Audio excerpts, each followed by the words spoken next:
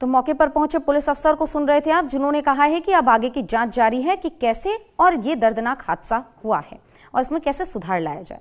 अगली खबर अमृतसर से है। अमृतसर में फर्नीचर की दुकान पर फायरिंग देखने को मिली और फायरिंग में 2 कर्मचारी को गोली लगी है। तो देखिए बदमाशों के हौसले कितने बुलंद हैं कि अमृतसर में फर्नीचर की दुकान भी फायरिंग होती है जिसमें 2 कर्मचारी को गोली लगती है।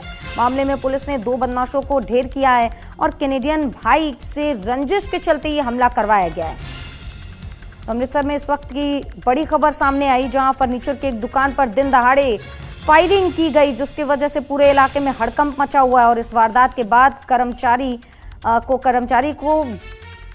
दो कर्मचारी को गोली लगी है और जिसकी हालत गंभीर है। अस्पताल में भर्ती करवाए गए हैं दोनों और पुलिस ने त्वरित कार्रवाई करते हुए 2 हमलावरों को एनकाउंटर में ढेर कर दिया है। शुरुआती जांच में पता चला है कि हमला कनाडा में रहने वाले भाई से चली आ रही रंजिश के चलते किया गया है। तो अमृतसर में देखिए बेखौफ किस तरीके से दिन दहाड़े फायरिंग करते हुए बदमाश नजर आए। हालांकि पुलिस के लिए अच्छी सफलता यह है कि दोनों बदमाश जो फायरिंग के लिए आए थे उनको पुलिस ने ढेर कर दिया है।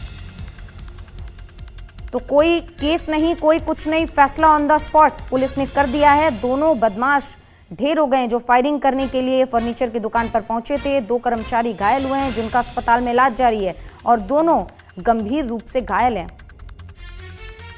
और क्या है ये पूरा मामला, आखिर क्यों ऐसी स्थिति बन पड़ी कि भाई ने ही गोली चलवाने की पूरी साजिश रची है? तमाम जानकारियों के साथ हमारे सहयोगी गीतांशु हमारे साथ बने हुए हैं। गीतांशु, अमृतसर में दिन दहाड़े गोलियां चली हैं, क्या कारण रहा है इसका?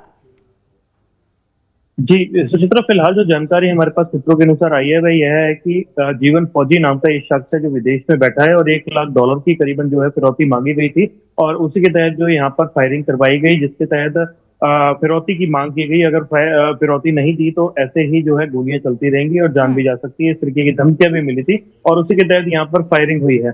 और फायरिंग की अगर बात करें तो पुलिस ने जो है 2 लोगों को गिरफ्तार किया था इस पूरे मामले में और 2 लोगों की पहचान की गई थी। गुरलाल और निजर करके 2 लोग हैं जिनको निशानदेही के लिए ले जाया गया था पूरा मामला समझने के लिए। तो वहां पर हथियार निकाला गया। सुल्तानविंड की अगर बात करें तो वहां पर ये हथियार जो है बरामद किया गया और अचानक जो है पुलिस पर फायरिंग हो जाती है, जिसके जवाब में पुलिस भी फायरिंग करती है और इस पूरी फायरिंग में जो दोनों आरोपी हैं वह गोली लगने के कारण घायल हो जाते हैं और इलाज के दौरान जो है उन्हें अस्पताल में ले जाया जाता है, जहां वह बताए जा रहे हैं कि उनकी फिलहाल मौत हो चुकी है। तो इस तरीके की जानकारी हमारे पास फिलहाल सामने आई है। तो ये पूरा मामला एक रजिस्ट्रेशन मामला लग रहा है और यहाँ पर फिरौती की बात सामने आई है, जिसको देखते हुए पुलिस अभी और भी छानबीन कर रही है कि और भी जो है इसके साथी जो है होंगे, तो उसकी तलाश कर रही है। जी ठीक है गीतांशु, ये एक देखने की बात भी होगी कि जिस तरीके से अगर एक मामला आता है उसके बाद केस दर्ज होता है, केस चलता है, चार्जशीट दाखिल होती है, एक लंबा प्रोसेस होता है। लेकिन बदमाशों की यहाँ पे देखिए बेवकूफी से कह सकते हैं, जिसकी वजह से फैसला बिल्कुल ऑन द स्पॉट हो गया पुलिस की तरफ से। और क्या कुछ जानकारी निकलकर सामने आ रही है, पुलिस किस तरीके से इसकी अब जांच करने वाली है?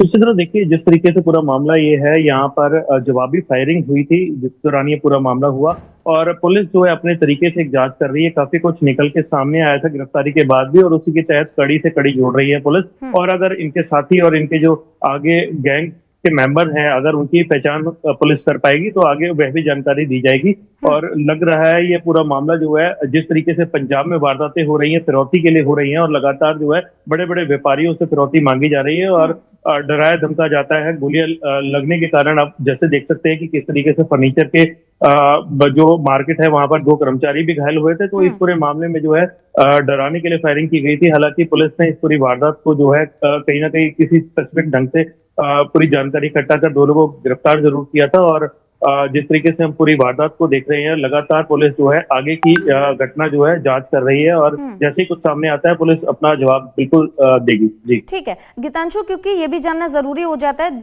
जो 2 कर्मचारी घायल हुए हैं जो अस्पताल में भर्ती है, उनकी क्या हालत है, क्या स्थिति, डॉक्टरों का क्या कहना?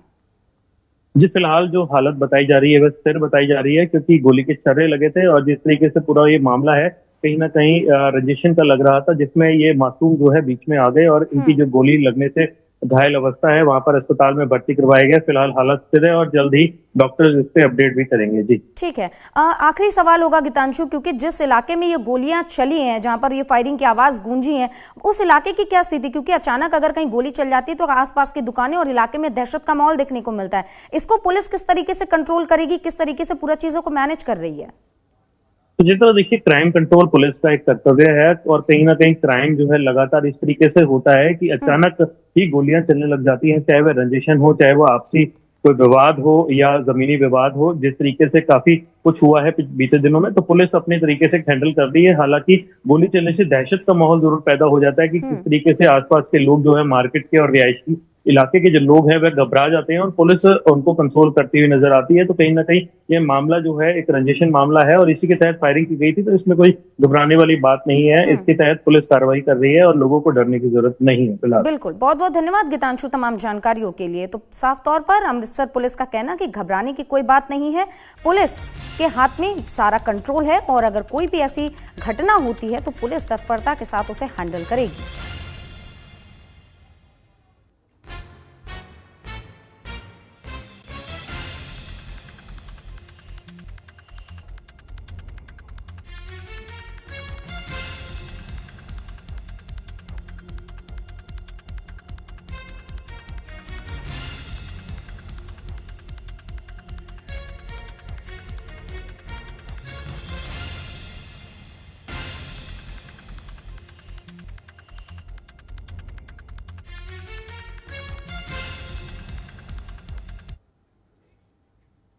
तो अगली खबर की ओर आगे बढ़ेंगे, जहां गुरु